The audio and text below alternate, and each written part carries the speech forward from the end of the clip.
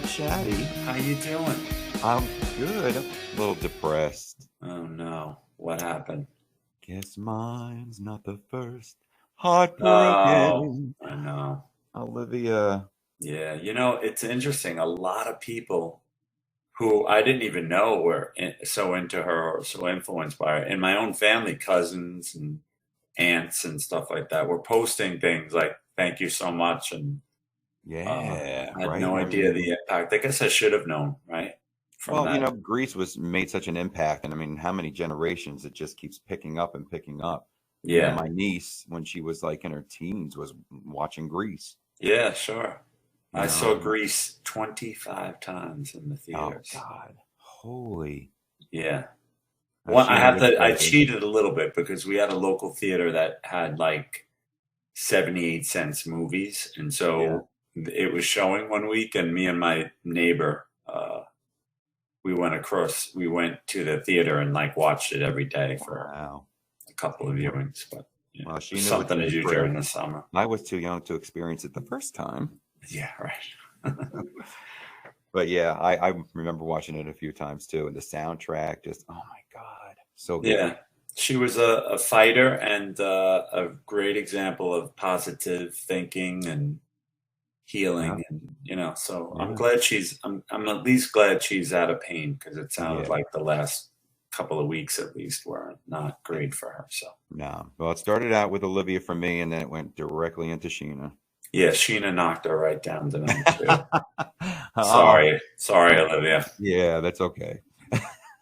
The young chicks come in and just, They suck it right out. Yeah. Well, that's how one they get thing to the that top. Yeah. that's right. One thing, you keep hearing all these wonderful stories about what a great person she was, and Yeah. I know that Sheena said in one of her newsletters or Q&As recently that she was, I think what she said was she was the nicest person in the industry next to Michael McDonald. I think that's what she said. Wow. But Really? she said, yeah, and then there's some stories that apparently she, invited Sheena to a party, or sent her a note saying, here's my number if you ever need any questions answered about what's going on. I've been, which I is think it was like a very, pay it forward kind of deal because she got that yeah, with Grease. Everybody rallied around her because it was her first time making a movie, and yeah. you Now, know, if that was Diana Ross, she would be setting her up, and oh, she would be spinning her hair like a web around all those artists. that's right. But hey, we're here to talk about Sheena today. So That's right. thank goodness we've been waiting for this. So everybody knows Loose Lips is sponsored by Uber Lube. Uber Lube has gotten me out of some sticky situations. So go visit uberlube.com, get their fantastic products, tell them Loose Lips sent you. And Chris, if anybody has any questions, they can send them over to Events at hotmail.com. When you need advice, we'll answer it for you. We'll help in any way we can. Yes, and our guest tonight is returning for a third time. He's behind the latest releases for Sheena Easton.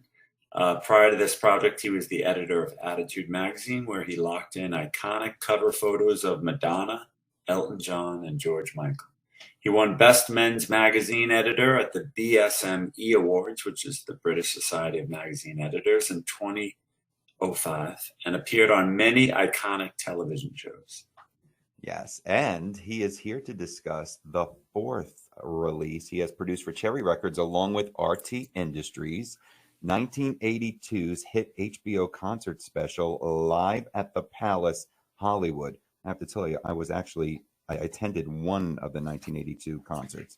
So we'll talk about that. Old. Excuse me.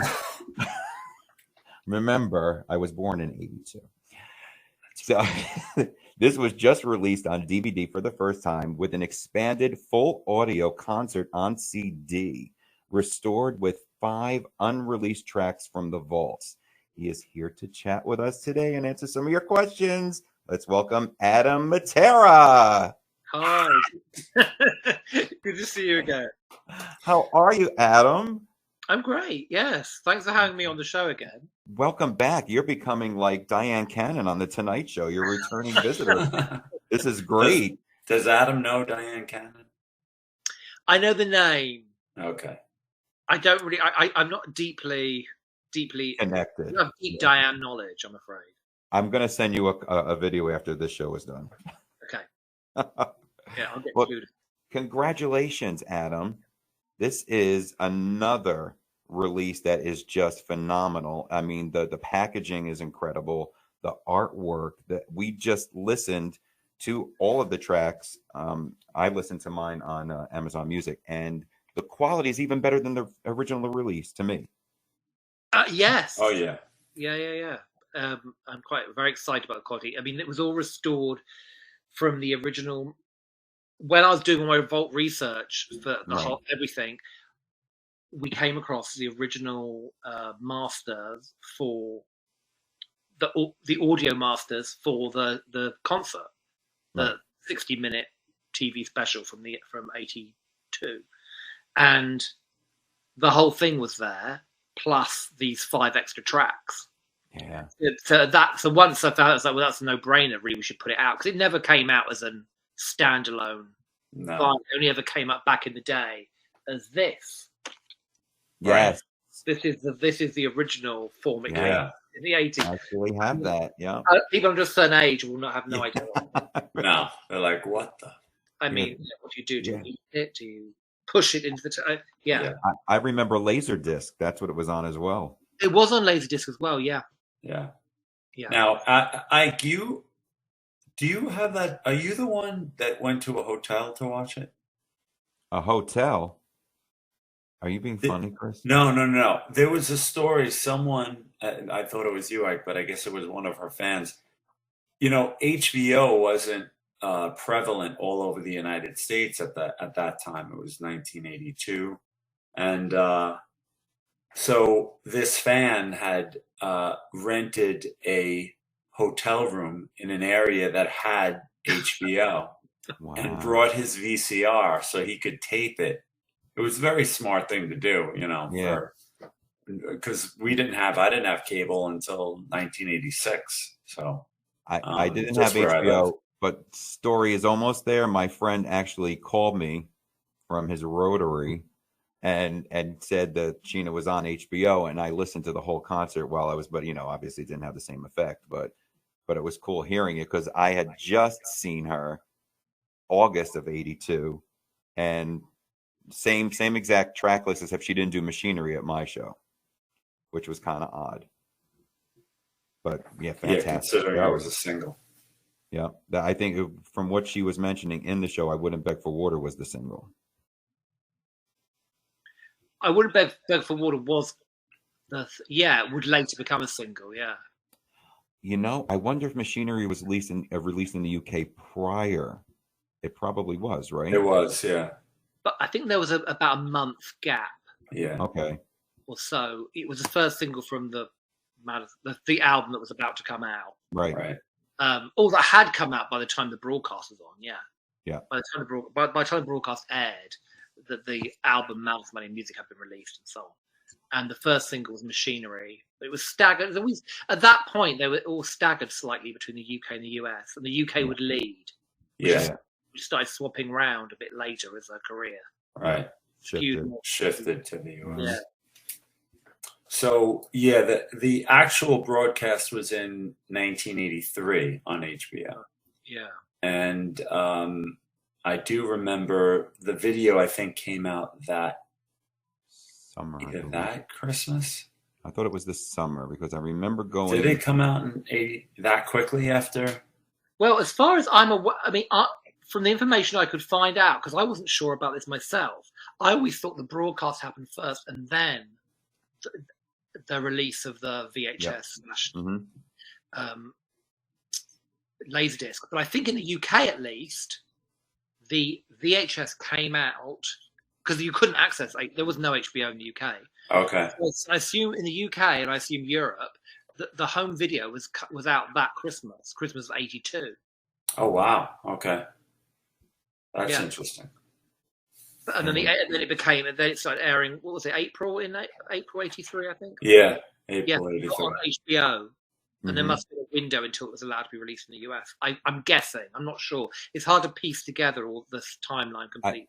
I believe so, because March was her Act 1 special for television. Yeah, so although Act 1 was done after, it was aired first in the year. First, yeah. Yep. Yeah, and she was promoting both on The Tonight Show when she was there, because he also mentioned that she had an upcoming concert on HBO. Home box office is what they call it. Yes, that's right. So they're all part of like the kind of push towards, well, the promotion cycle of Madness Money Music, the third album. They were part of that promotion cycle, but it was also like, I think it kind of marked a shift where it was clear by this point the ship was being re-steered toward America was where it was happening. Correct. Europe and the UK and the rest of the world weren't forgotten by any means, but the choice to film it, I think, on the US tour and the hookup with HBO, it all felt like there was an understanding with the label and her management that her career should really start focusing on America, which makes sense because that's where she was getting the best. It started changing to where it was being led by that. Yeah. Yeah, and especially after, because remember this album, even though artistically it's a highlight of her career, it was not a success. It wasn't viewed as success compared to her first two albums. It didn't achieve gold status. It had two singles that did not make the top 40. So there was a little bit of, panic, I'm sure, on her end and the record label's end. But then she got this invite to sing We've Got Tonight in January of 1983, and it was out within a couple of weeks. And this huge hit, #1 country song, top 10 pop song in the US. And I think it also charted pretty well in the UK. I think it's her last kind of top 20 hit in the UK. Yeah. Having not had one, and then she didn't have one for years. Right. Was Machinery her last in the UK solo? Machinery was top 40, but it wasn't. It was like I think it got number 38. Okay. So it wasn't like a huge hit. Yeah. And then there was and then after that they released Are You Man Enough? Right. That's right. UK single. And then that was it. That was it. Yeah. Whereas of course in America the second single was I Wouldn't Beg for Water, like you mentioned, which was an adult contemporary hit. Yes. So it was and it was still, she was still being heard. But yeah, I think that decision to do the duet was kind of, with Kenny Rogers, was like a course correction for her. It was like, you get us back on track and we need to do it immediately. Yeah. And from that point, that was the first record she recorded with, the first time she recorded without Christopher Neal. Right. David Foster produced that, and she never worked with a UK. Well, she did actually later on, but from that point on, certainly for the 80s, she was working with US producers. Right. Oh yeah, she began with the best of the LA studio musicians back with Best Kept Secret, the next release. Yeah, exactly. But it was very strategic, her career. I mean, even with Madness Money Music not being at selling at its peak, but right in January, starting 83 off again, like you said, We've Got Tonight. Then she had the HBO special, Act 1. I think she was on Bob Hope's birthday special right after that. And then, bam, Telephone comes out. Exactly, yeah. But it was all being set up because obviously when she recorded this live at the Palace in the middle of the US tour the year before, August. So, and obviously the preparations for Act 1 were being done. Act 1 was being filmed that year as well. So I don't think it was so much Madness Money and Music didn't perform as well, and then they decided to change. I think the change of direction was already being set up. Yeah, because the production company was, from what I understand, she had a deal with the production company for 3 projects, which was the UK Thames special. So she had a half-hour TV special in the UK. Yes. director, yeah. the Live at the Hollywood Palace and Act One. I believe all three of those are the same production company. Yes. It's interesting because the budget difference between the UK theme special and Act One is pretty significant. Yeah. But so these were planned before the release even of Madness, Money and Music. There was already this deal this was going to happen for this album. Yeah. So I think they all expected bigger things from this album, obviously. And why would they not? She had come off this huge success, and I think just the machinery, just that whole single just threw everyone off. I think it wasn't. Let's not forget the album cover either. I mean, the first two were high gloss. I mean, the second one to me is still one of her best album covers. Yeah, it's iconic. And then we have her coming off from the beach on the third album. Yeah, I think Billboard actually mentioned that in their review of the album, that the album cover is not indicative of the sound of the album. Right. I read, I'm sure they said they compared it to Girl from She's Gone or Girl. Yes, yeah, that's right. Which I can see where they were trying to go, because that was I assume that shoot was done in Montserrat, because they fit that the album was recorded in Montserrat. Mm-hmm. There's some beautiful photos in that session, but somehow it didn't. The way they did it and the shot they chose for the cover, it didn't come together really. No. And the album's a brilliant album. It's one of my favorites. Oh yeah, hands down. It definitely is a fan favorite. Yeah. But the choice of singles maybe was maybe wrong. And I think at that point also she was kind of, the album was half trying to be. It was trying to. Some tracks were geared thinking about the American audience, like There When I Needed You, very West Coast sound to it. But other stuff was kind of like quite very adult ballad, like almost beyond her age, very mature. Somebody like, she was only 23, and somebody 10 years older or more would be singing that, like a Streisand-esque thing. So it was a little bit, the focus of it wasn't as clear and dead on, and in keeping with what was going on and what was popular at the time. Well, let me ask you before I weigh in. Is there any plan for a re-release for that? For Madness, Money and Music? Yeah. Yes. Or do you? Yeah. Okay. Oh yeah. I mean, like as we've talked about before, all the everything on EMI, all 8 albums it is in total. 8, yes. All 8 records will be re-released as part of this campaign. They won't necessarily all be re-released as standalone things, because there's going to be a box set. Right. Okay. Which everything will feature everything, but only the ones that we release as standalones are the ones where there's substantial sort of additional material that make it worth putting out again, doing in that way. And also, it's all subject to being approved, obviously, by Sheena ultimately. Okay. In terms of what material. Yes, I am hoping. Actually, I shouldn't have been as definitive as that. I'm hoping that Madness, Money and Music will eventually appear as a standalone thing. Because there's a certain amount of bonus material that has been heard. That's exciting. It's very exciting. That's exciting. Nice. Okay, so then should we save our talk for that? So maybe we should save our Madness and Money talk for another occasion. Yeah. So tell us about some of the interviews that you had with the key players for. I know you spoke to Jeff Carpenter. I believe Jeff was, and he may still be a friend of hers, but I know that they were old friends, and I think he was in her first band, from what I understand.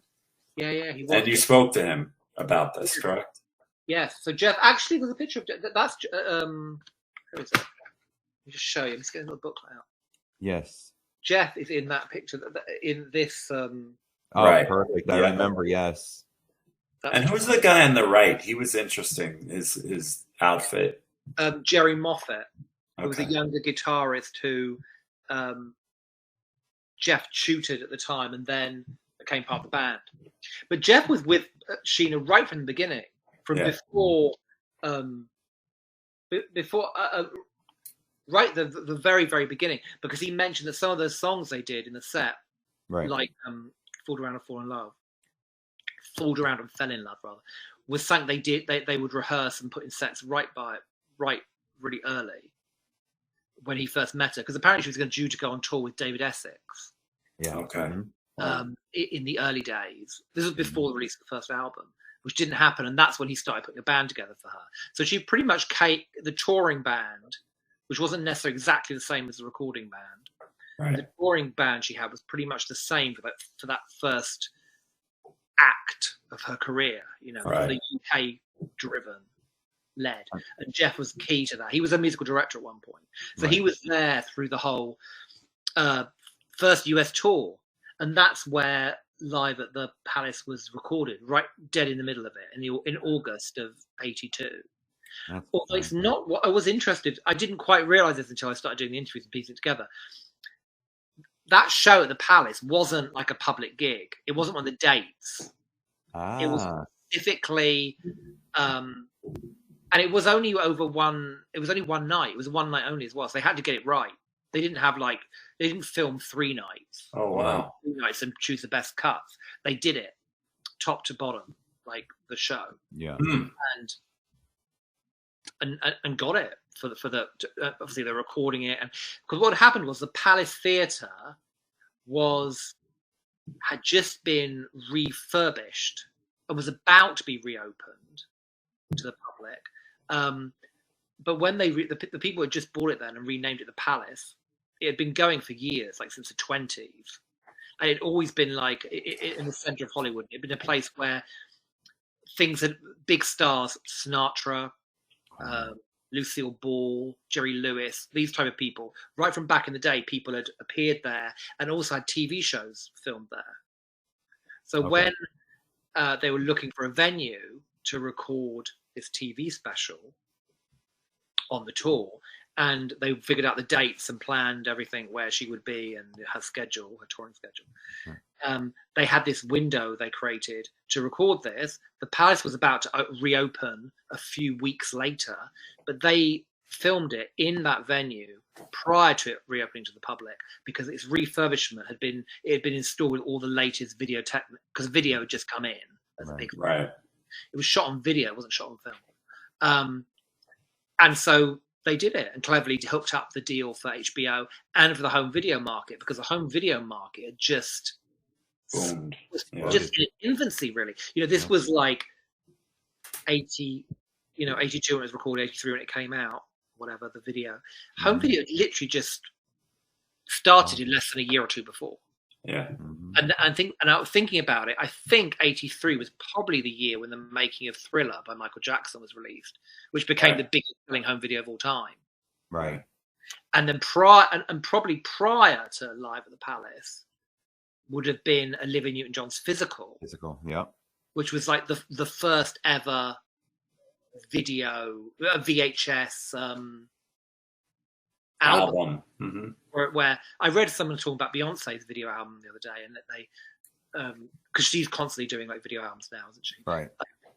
And crediting her as like being the first person, and she was the first wave of it, but it did go back actually a lot further. And Olivia Newton-John was actually the first person, because Physical, it wasn't every single song, but I think it was most of them. There's like 8. Oh yeah. She won a Grammy for it, I think. The album or the video did. Yeah. So it was very much a brand new market at the time. The idea of shooting a concert that will be released for home video and so on, and that was the wave that her management and her label were thinking ahead, and she was thinking ahead with doing. Oh yeah, they were slick. They were, and remastering these tracks, was it a little bit easier knowing that this was already professionally released compared to finding ones that haven't even been touched for 30 years? Or did you still have to bake them? Oh, they still had to be baked. Yeah. It was easier in the sense that everything was in one place. So whereas when you are looking for, as I found, what I've discovered is when I've been looking for other stuff, it's like there could be like a tape that has one track on it. Okay. Or like the whole album wouldn't be on one thing. But this, because of the way it was recorded, the nature of how it was recorded, it was one night where it was all being recorded in one. There were just, I think there were 3 reels, which it wasn't a 60-minute show when it was edited down, but it was like obviously longer. Yeah. 8, I don't know exactly, a couple of hours of tape to record the full concert, and on different, and it had to be mixed back together. And the guy that did the audio on it, Ted Carfrey, he did a brilliant job because the levels, it had to be really meticulously redone. He did an amazing job. Yeah, sounds amazing. There were lots of things that had to be corrected on the tapes, and little kind of sounds for the audience and things like that, where the audience was too loud. It was in that way, it was the most difficult one so far. It took the most time. Yeah, the most time. Wow. But it was worth it because it really. Oh, yeah. 100%. It's the sound quality is. I feel like she's right in the room singing to me. It's insane when you have the headphones on. It's unbelievable. Great. No, I'm really pleased. I mean, I'm sure one of the questions you're going to ask, which I've seen people asking already, is. So I'm maybe preempting you. Like, I was hoping that also, like, the full concert was filmed as well as the full audio. But when we were looking for the original video source, the masters for the actual video, for the visuals, there were various ones that were found and I got transferred, but they didn't. None of them, wherever that is, wherever the original full footage, couldn't find it. Wow. Which I can only assume that maybe what was delivered to the label would have been the final edit. It's probably in Diana Ross's house. Diana, yeah, she's probably there, sort of.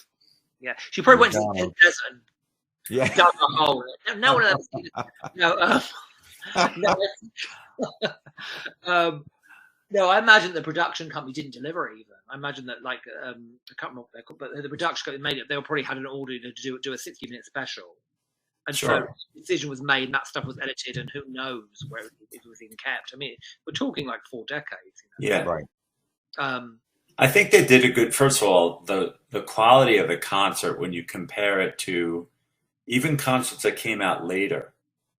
It holds up pretty well compared to most concerts from that era in terms of the lighting, the camera angles, the sound. Some, even Madonna's Blonde, not the movie Blonde Ambition, but the Blonde Ambition tour that was on HBO, doesn't sound as good as this does. They really did a great job with the even prior to the remastering, I'm saying for the TV special. Yeah, technically they did a really amazing job. What's amazing as well is one of the stories that Jeff Carpenter told was that when they were on tour, they were the day before, they were all the band were in the same hotel right across from the to record the next day, to get up early, to be there for the full day, to run through it all and be ready for the evening, where an audience were coming in. I guess they must have arranged for fans. I don't know how they did it because, like I said, it wasn't a public thing, but they must have arranged it obviously so there was an audience because it wasn't open to the public, like I said. But the night before, there was a problem because the whole one of the lighting rigs fell down. Yes, I read that in the booklet. So they had to there was a whole drama about, but they obviously worked through it and they got it all done and went through.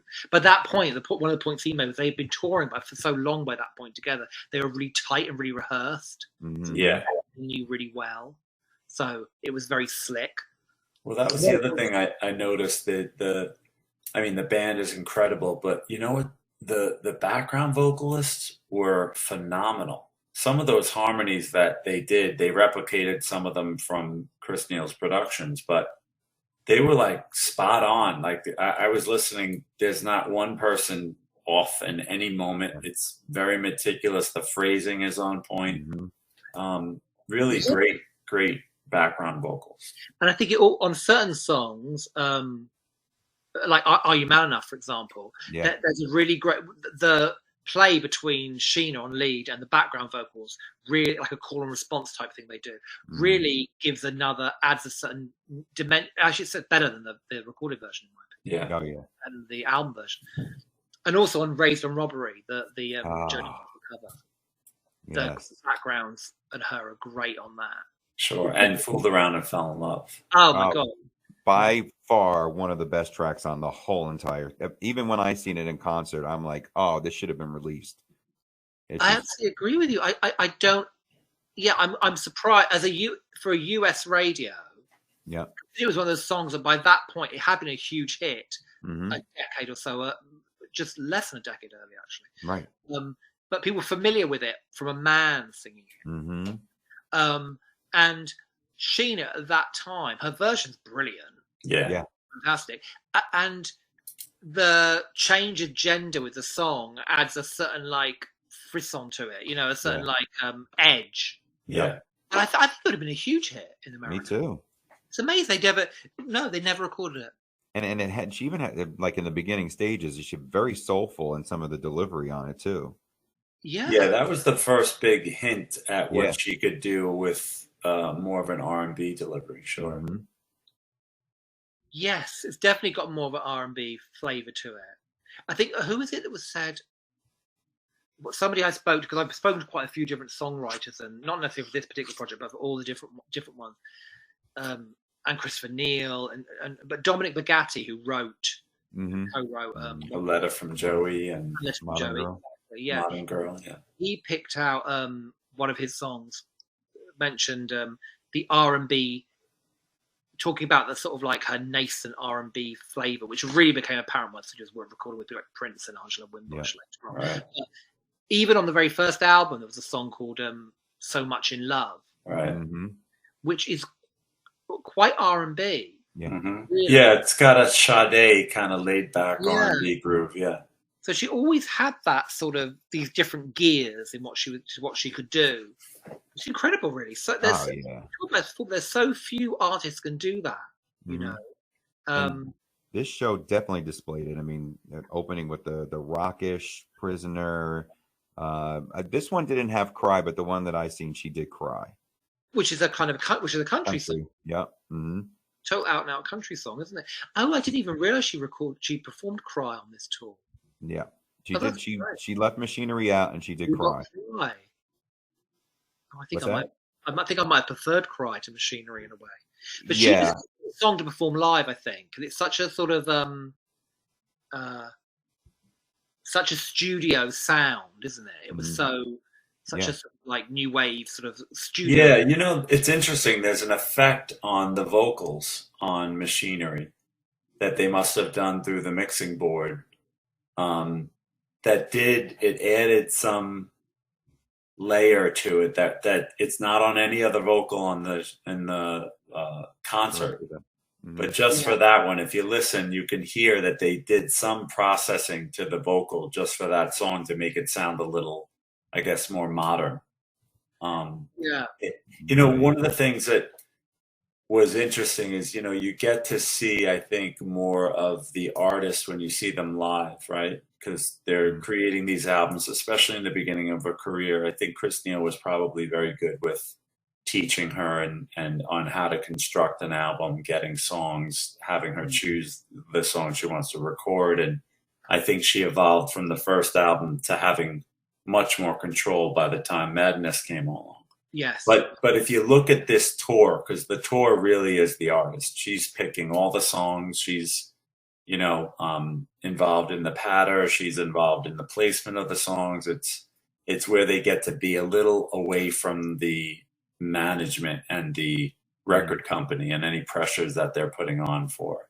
And so you have this really, at that time, middle of the road artists, right? Pop, AC, the fan base is definitely a more mature fan base. And yet this concert was, for the most part, a rock concert.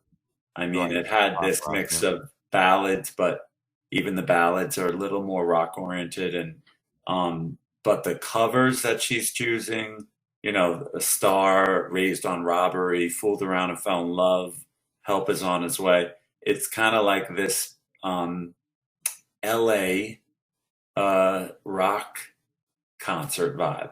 And so it was interesting because that's how she wanted to present herself, that to open up to the audience with Prisoner, a full-on rock, rocker. It's letting them know this isn't going to be, your middle of the road concert. We're going to have a balance here. I'm going to have some fun and I'm going to do some rock. And so it's interesting.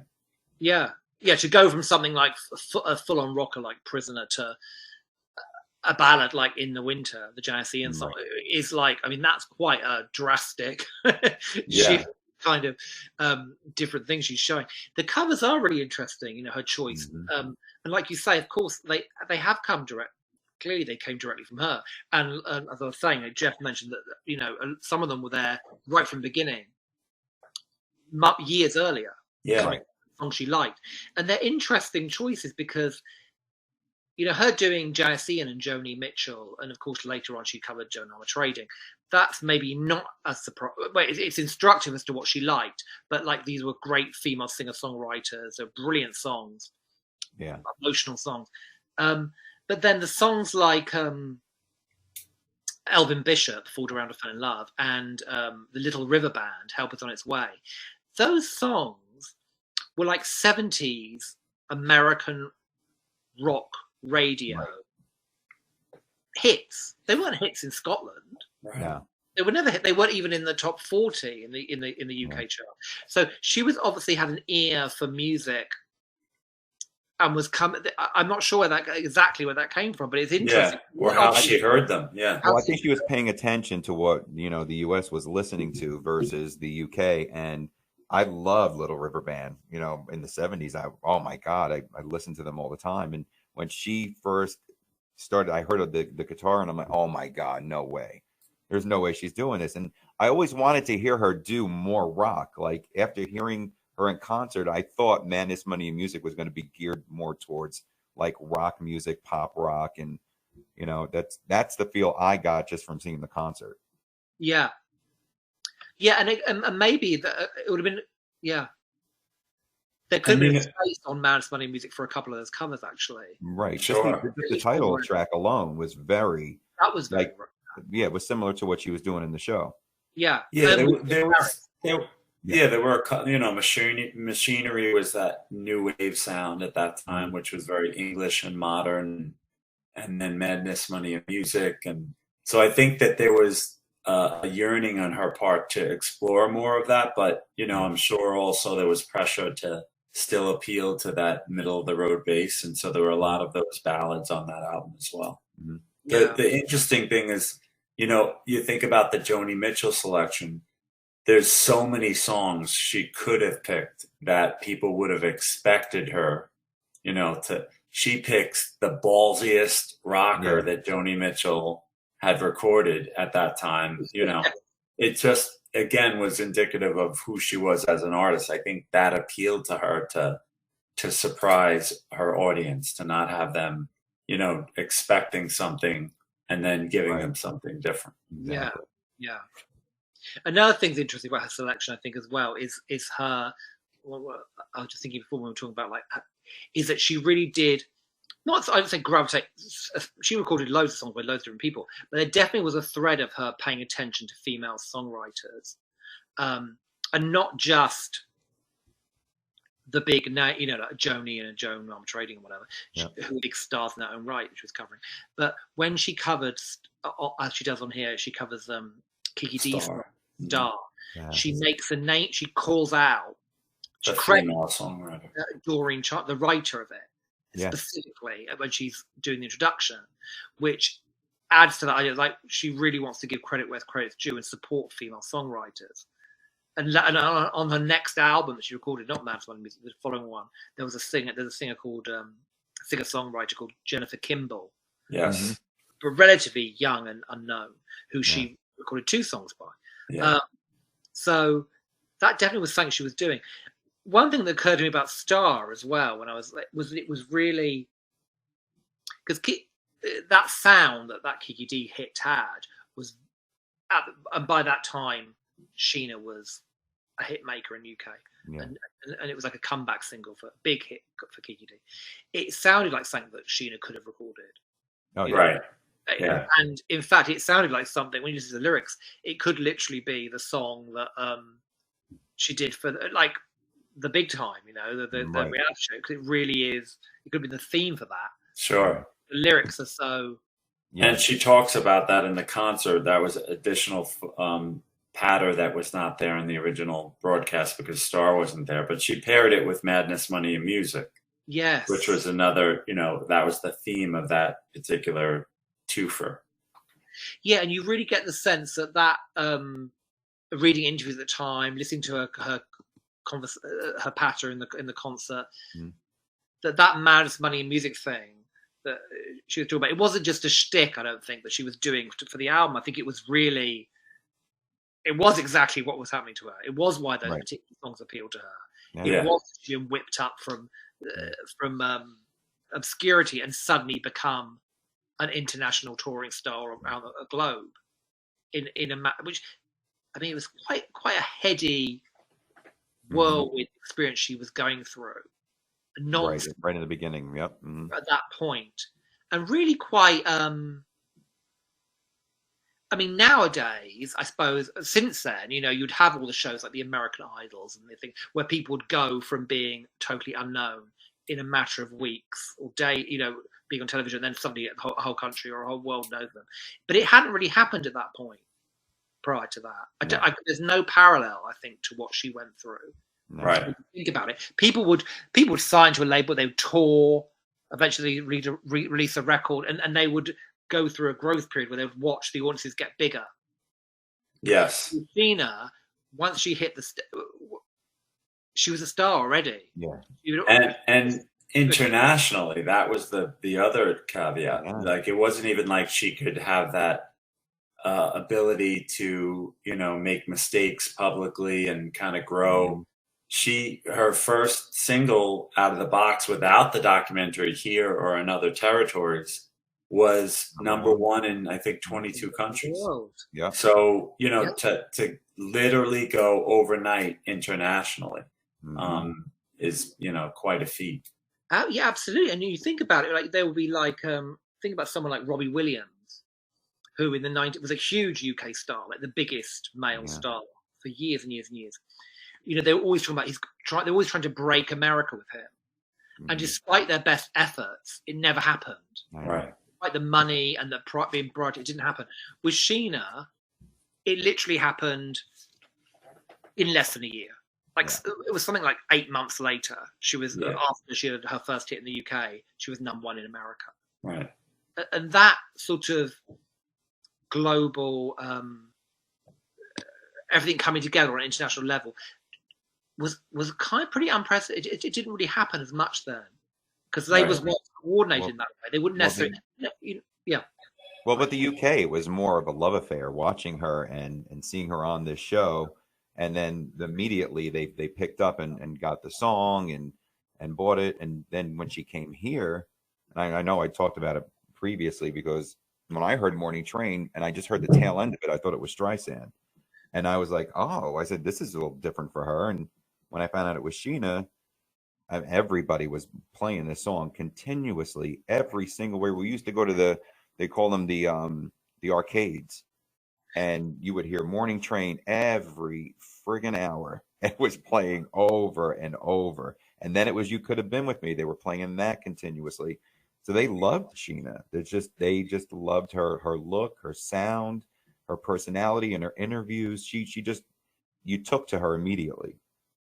Yes, and when you rewatch, because there's loads on YouTube now. When you rewatch those, they're mainly American interviews because she did so many US. Well, she did UK interviews as well, of course. But in that period, she's on all those Tonight shows and whatever, isn't she? And she is brilliant on them. Yeah. She's funny. She's funny, a little bit kind of witty and cheeky and you can see why people would fall in love with her. Right. Yeah. Right. She wasn't, that's what always amazed me about her. There would seem to be no fear. No. Like you would think that someone who's on the Tonight Show or, Dick Clark, American Bandstand, their first appearance, you would think you would see some of that trepidation, but there wasn't. Even this tour, when you look at this video, I remember reading reviews back when it first came out, and they were taken aback by that this was someone this was their first US tour, because she comes off as a seasoned performer. The way she acknowledges the audience when she's singing and they recognize the song, she does a little bow while she's singing to Modern Girl, and just that confidence of like looking directly at the camera, then swinging around, going back to the audience. All these little nuances that, again, you wouldn't expect someone who was relatively unknown 2 years prior, and this is their first U.S. tour, to command the stage the way she does in this performance. Yeah, absolutely.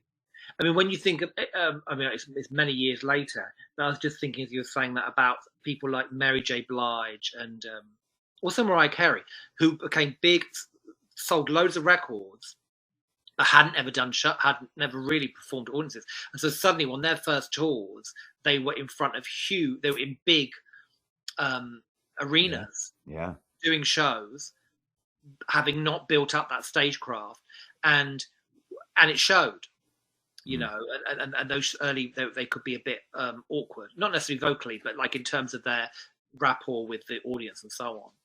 But Sheena, I suppose Sheena had been performing, of course. She'd been performing for years, but not that many years, and certainly not on an international level. And so, yes, she was very confident. One of the things that Jeff Carpenter said about it was that one of his memories about her at the time was how dedicated she was to when they were doing a tour.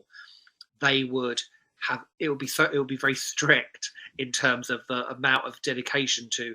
They would hire a soundstage for like 8 weeks, and they would go in every 5 days a week and be there at like 10 o'clock in the morning until X, like for 7 hours a day, and do it. And one of the things he told me was that, which was quite unusual, he said, was that she would be there the minute they are, at the start. They wouldn't like all turn up and wait around for a couple of hours for her to arrive. She would put the hours in herself, because that's how focused and determined she was. And there wasn't like a manager or someone else directing her. Mm-hmm. She worked directly with the musicians, and like, we need to change that. I don't like, and she would very much be, which was quite unusual at the time. Right, for a woman, right? Yeah. That fits. And you're right. I think most artists probably allowed the band to rehearse, get the songs tight, and then would come in and, maybe make some changes at that point. But that's the impression I think we always got from her interviews, that even in the recording process, she would say, I want to be there when they're even just tuning up the mics and, putting the equipment, setting up the equipment, and just to have that, say in everything that's going on, so that there's nothing that she can't say. I had that, a decision in that. Right. Yeah. Absolutely. Yeah. And it comes across in the that's how slick, the performance is. Yeah, because that was all thrown, I say thrown together, but it really was thrown together pretty quickly. It sounds like from your liner notes that she recorded Madness, Money, and Music May and June, maybe. I'm not even sure how long it took, but and then the tour started in July. So yeah, well, she had done that year, because I was like piecing together, reading different things to try and find out the timeline, to figure out exactly how it was. And then you get a sense, oh my God, it was mad. It's not making it was madness. I mean, she was like having hit record, then recording the next one. And while she was doing one like promotional tour, she was starting to listen to tracks for the potential new album. And in '82 alone, she did a mini tour, like she'd never recorded she'd never, up to that point, she hadn't toured in the US. And when people asked her, she would say, I'm not ready yet. I haven't got enough material. She'd done UK and bits of Europe, but she'd done the Far East. So they first of all did like a mini tour for a couple of weeks in US and Canada. And a bit earlier, I think it was like February '82 or something like that. Then when that finished, in the May, they go to Montserrat for about a month, I think, record Madness, Money, Music. Of course, she's been spending time selecting songs. Right. And at that point, because Christopher Neal, she was in America, a lot of the time. Chris was in the US. He would actually, in the UK, he would fly on Concorde to go to have meetings with her, to go through songs. That's how crazy it got, because the time he was like back and forth, and he would like do that and then go take them away and start figuring that stuff out. She would still be doing her US tour, and then she'd be then the Montserrat came together for a month. Then I think she had like a holiday or a break just for a couple of weeks, and then the tour, the US tour, the first proper tour, the 40-day tour, which is huge. She did 40 tour the US. Wow. That kicked off in the July, and right in the middle of it, virtually, they recorded the TV special, this Live at the Palace. And then once that ended, it was straight into more TV promotion for the album, because the album was released. And I think there was I'm pretty sure she did some dates. By the end of the year, she did some dates in the Far East as well. Such a different time and how hard they worked back then, right? Now they release an album 3-4 years later, but you did the album, you toured, you did interviews, then you went back, you did the album, you did the tour. It just was a constant process that kept going. Yes, an album. It was an album a year. Mm-hmm. Yeah. Right. That was even more accelerated because the gap between the first two albums was a year. Oh yeah. That new artist usually had about a 6-month gap, but they usually didn't have a tour in between. That's why they got the album out so quick. Yeah. But, did you talk to Chris Neal at all? I have spoken to Chris Neal. I spoke to Chris Neal after I'd written these liner notes. I'd had I wonder what he thought when he saw her for the first time in a live concert. Yeah, we didn't actually talk about that because this one I'd already sort of put together. So I've been talking to him about the other album, all the other material he's recording in the studio with us. So we didn't really talk about specifically her as a live performer, or whatever. Except to say though that when there was definitely a mind to an awareness when they were selecting material as her career developed of the stage. So a song like Man is Money and Music, the title track of the album, there was an awareness of like, oh, this will work really well live. This is a big stadium rock. It's made to be performed live. So they were thinking about that, how things would work potentially in a live situation. But what he also said, it was interesting, we were talking about the album Man's Money Music, was exactly to your point, Chris, what you said before. As things developed, she started having more input, of course, into the selection of material. She always had input and she always had videos. She wouldn't record a song she didn't like.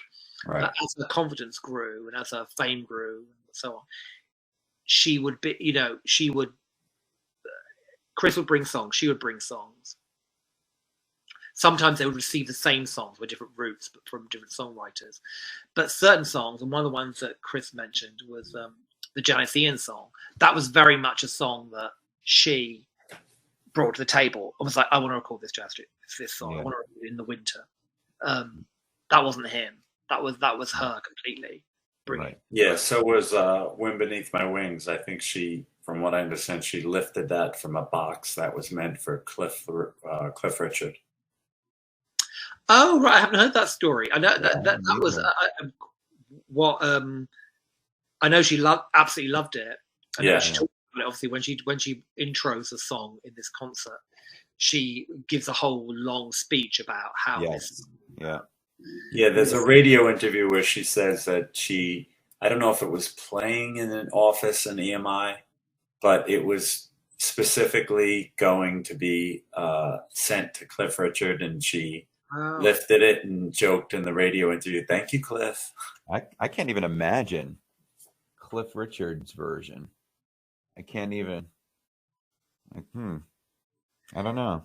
Yeah, I mean, of course, what's Chris, well, who knows if he would have picked? It just was in a box, I guess, of songs that were, going to him. When Chris Neal told me about Wind Beneath My Wings, that particular song, when it came in, he wanted that song. Obviously, he wanted that song for Sheena. Sheena loved it. They both loved it. It was a no-brainer. Such a great song. And he spoke to the publishers, and they did a deal that they would have exclusivity on the song, but she would be the first person to record it. But of course, by the time it came out, their other versions had come out. The Roger Whittaker, right? The whistle. Roger Whittaker was the first one that not that it was released I think actually that may have been released as a single by Roger, but it wasn't like a big radio hit or anything. Right. And of course, Sheena's was never released as a single. Yeah. So outside of her fan base, people weren't aware didn't associate that song. You know, when the Bette Midler hit came along, which was 89. 6 years later. Yeah. 89. You know, people didn't. There had been actually the first hit version. I think the first hit version of the song, obviously Bette's was the biggest one that everyone remembers. It was such a huge hit all over the world. But Gladys Knight had a hit with it. And Lou Rawls. And Lou Rawls. Yes. Yeah. Yes. And I think a country artist I read someone else might have had another one. Yeah, I mean, there it's was such a great song. Mm-hmm. Yeah, I wonder, you know, I know that, again, in another interview with her back in the day, they talked about releasing it as a single. I think there was talk about after I Wouldn't Beg for Water, because she had been promoting it on all of her appearances when she was promoting the TV special Act One. And so there was talk about it, but they just never, you know, probably because they knew the direction that they needed to move her in, and it wasn't, you know, to solidify this image of her as a middle of the road artist. So they probably said, let's hold off, you know, we're going to be going in a little different direction. At that point, they probably knew what they were going to be doing with the next album. So yeah, that makes sense. So yeah. I mean, but what a vocal. I mean, that's one of her most beautiful vocals, the production of it, the focus on the voice and that vibrato, just, you know, the perfect controlled vibrato. And watching it change throughout the years too, like 89, it was just prime. She took it to an R&B level in my ears anyway. And the way she just swooped in between those notes, it was perfection. Yes. Yeah. I mean, the songs on Mad Money Music that she was performing on this live show, the ballads, which are kind of the heart of that album, become the heart of this concert. Really, I mean, she did In the Winter, Wind Beneath My Wings, I Wouldn't Beg for Water. Pretty much vocally, right? The standout, some of the standout stuff in this show. Oh yeah, because there's no powerhouse performances. One of the things I noticed from with this concert, You Could Have Been With Me, the way she attacks the chorus in that performance and thereafter was much different than when she first was doing live performances of it.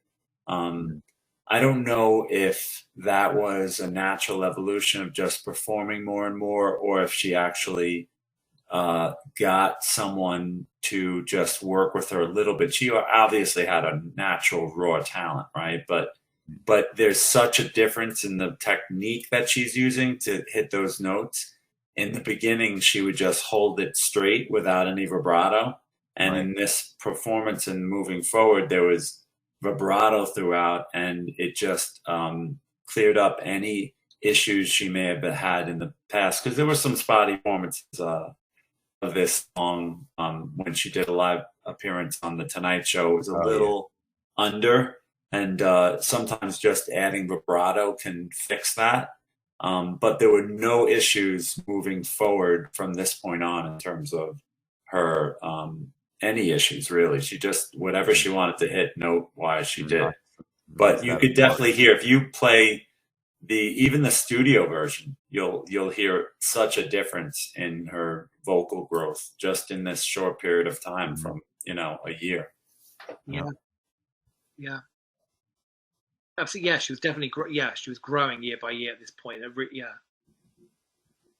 Which is what makes it so fascinating, this period, I think, because it's so, the development and the changes, the shifts in direction and the different kind of material she's doing album by album. You see the progression really quickly. The different challenges she sets, is in a way setting herself. And Sure. Ike, did you have questions, Ike? I actually have, which is perfect, right, for this. Robert Mitchell, we missed his questions last time, but you did answer them offline for him. He just wants to know from Adam, are there other live recordings found in the vaults, or was the Palace show the only one recorded? the Palace show is the only one that was Yeah. recorded. That's it. That's in the vote. Yeah, I'm afraid. The only other thing that exists in terms of a recording, but I don't think it's highly unlikely it'll ever be.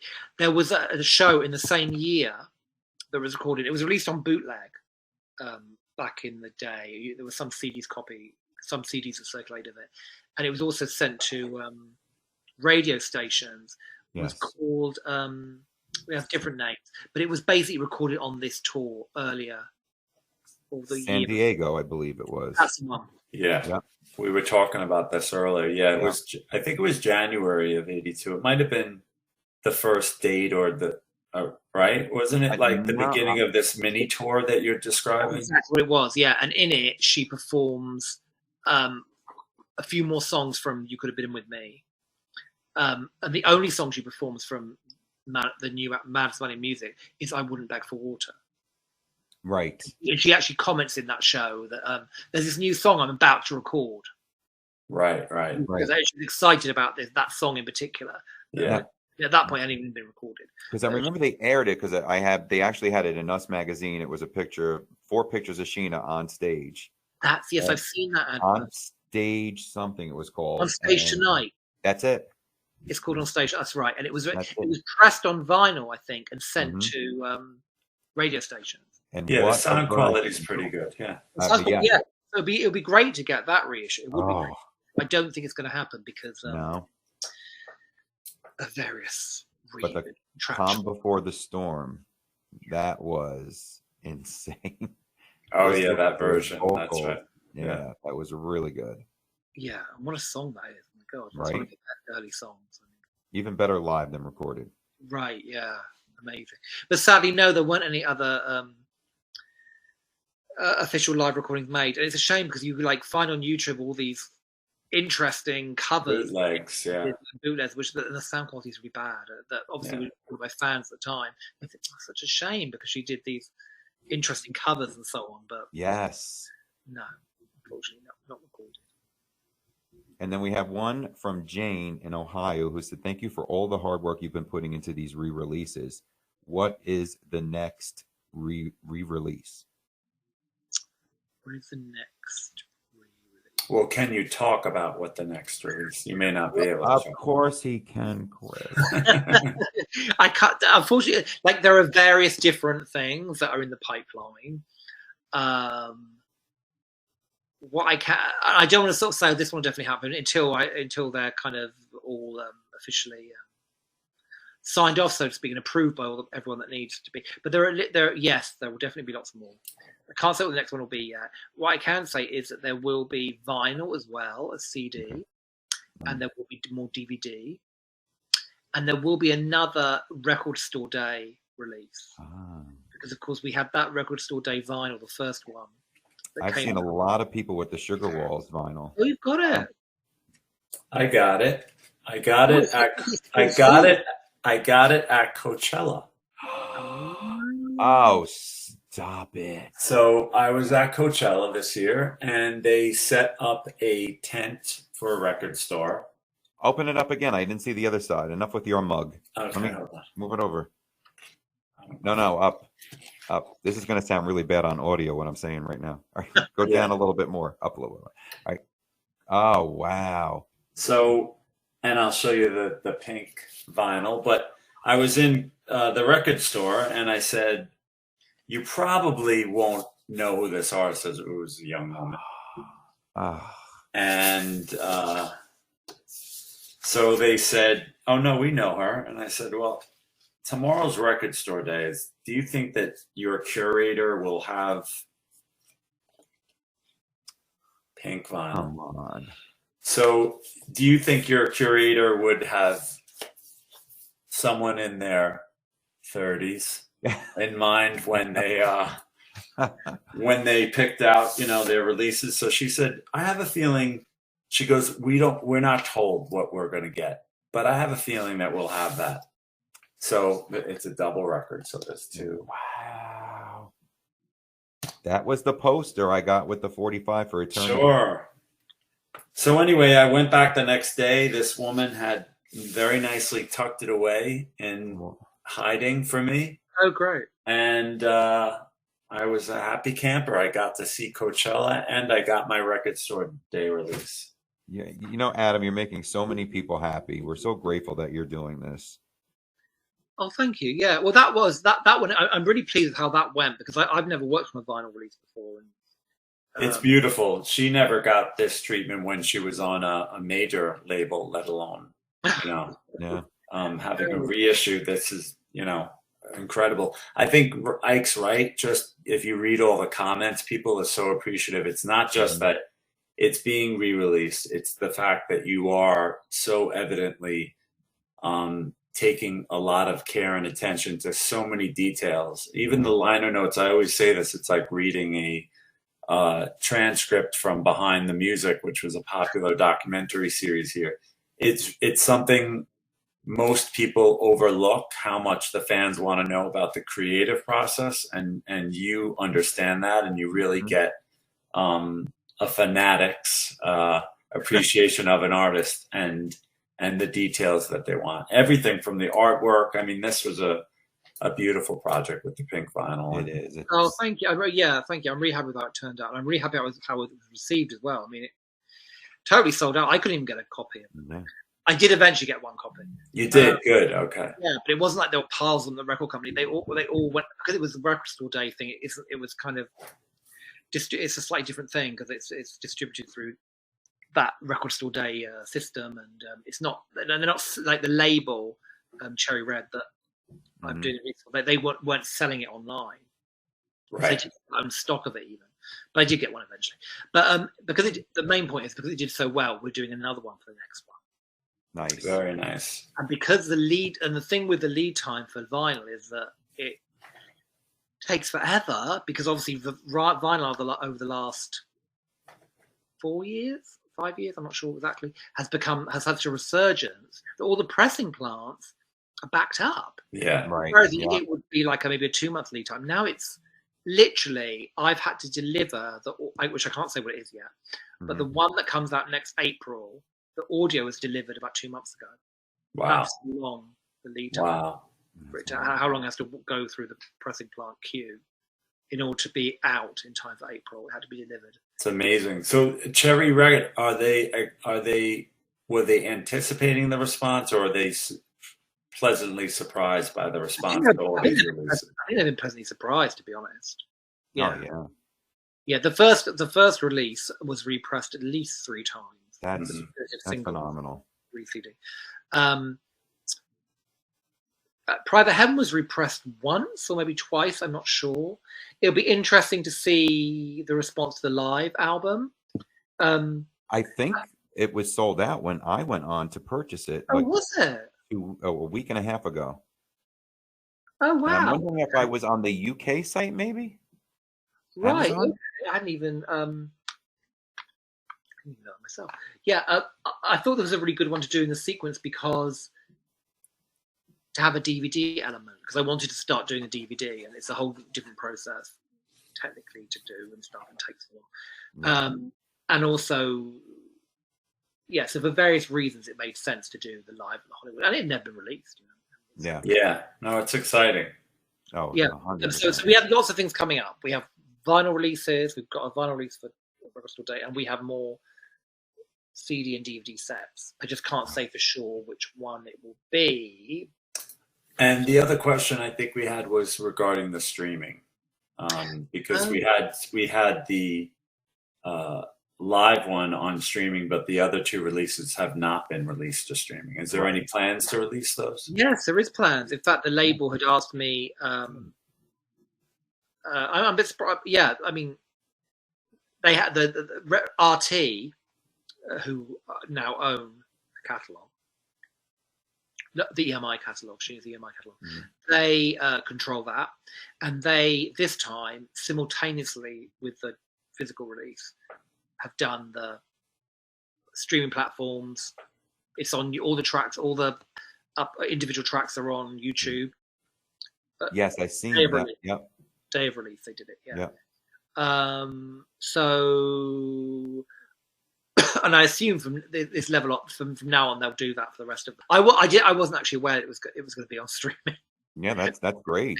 For Live at the Hollywood, I was like, oh, okay, it's on streaming already. Wow, okay. So someone's changed their. Okay, so I guess someone's but they control that side of things, so they can put up at any point the Private Heaven Deluxe. Yeah, it makes sense to put it up because all the songs besides the few extra tracks are already on there, but not in this sound quality. So it'd actually be, nice for the fans to have that remastered sound on the stream. Yeah, I'm sure they'll be up. Now this one's arrived. I think that I would imagine the others will be up there in the next few months. I would have thought, but I don't. I'm not directly dealing with that, so I'm not sure what's going on exactly. But yeah, I think that's the case. So there'll be more stuff on there for sure. Okay. So exciting. Thank you so much, Adam, for doing this again. I appreciate it so much. Chris and I love talking with you and sharing everything Sheena. That's right. And it's so good to see you not in vampire mode. I know. Yes. It's daylight. You better get back in that coffin. And the sun's out in London. Oh yeah! In fact, it's been incredibly hot. It's like we've had droughts in different parts of. Wow. Yeah. Really hot summer here. Yeah. Yeah, same. It was like brutal. Ugh. Yeah. Yeah. But now we got something cool to listen to, thanks to you. Great, thank you. I really appreciate your support. Thank you. Thank you, and thank you for including us on the liner notes as well. It means so much to us. Of course. And always a pleasure speaking with you, Adam, and your enthusiasm. You're going to come back. You're going to be the most recurring guest we've ever had. But thank you again, Adam, and we can't wait to chat with you again in the future. Thanks. This is where we wave goodbye. See you next time.